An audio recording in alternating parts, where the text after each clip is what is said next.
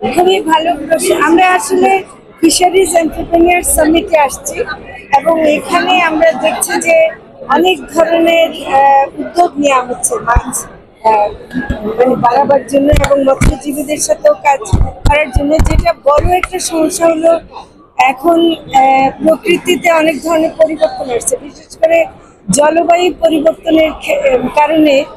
যেমন বর্ষাকালে পানি থাকছে না, মাছের সাথে তো পানির সম্পর্ক, এবং অনেক সময় একেবারে শুকিয়ে যাচ্ছে, সেখানে তখন হয়তো পোনাটাও মরে যাচ্ছে।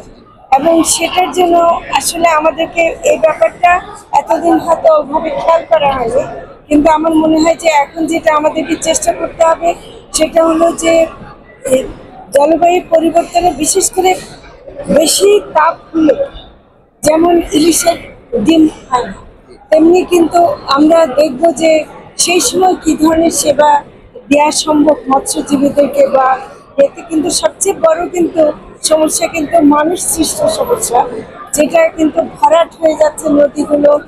প্লাস্টিকের অনেকগুলো দূষণ হচ্ছে এবং এই প্লাস্টিকের দূষণের কারণে কিন্তু মাছের মধ্যে কিন্তু অনেক টক্সিক মেটেরিয়াল ঢুকছে, এবং আপনারা নদীতে যেভাবে দূষণ হচ্ছে সেটার কারণে কিন্তু মাছেও দূষণ ঢুকছে, সেগুলোকে আমরা বন্ধ করতে চাই। আমার একটা কোশ্চেন হাতে আমরা দেখি কৃষকরা অনেক সময় অজ্ঞতার কারণে মানে রোগ প্রতিরোধের জন্য বিভিন্ন মাল্টিপল মেডিসিন ইউজ করেন। হ্যাঁ, আমরা ম্যাডাম কিভাবে কৃষকদের সাইন্টিফিক ট্রান্সফরমেশনের মাধ্যমে এটা উত্তোলন করতে পারি? আমি কৃষকদেরকে অজ্ঞ বলি না। প্রথম কথা, কৃষকরা অনেক সময় কোম্পানির প্ররোচনায় কোম্পানি তাদেরকে অনেকগুলো ওষুধ বেশি দিতে বলে, এমনকি অনিয়ন্ত্রিত ভাবে ওষুধের যে অনিয়ন্ত্রিত বাজার, এমনকি ফিডেরও অনিয়ন্ত্রিত বাজার, সেটাকে আসলে আমাদের একটা আইনের আওতায় আনতে হবে।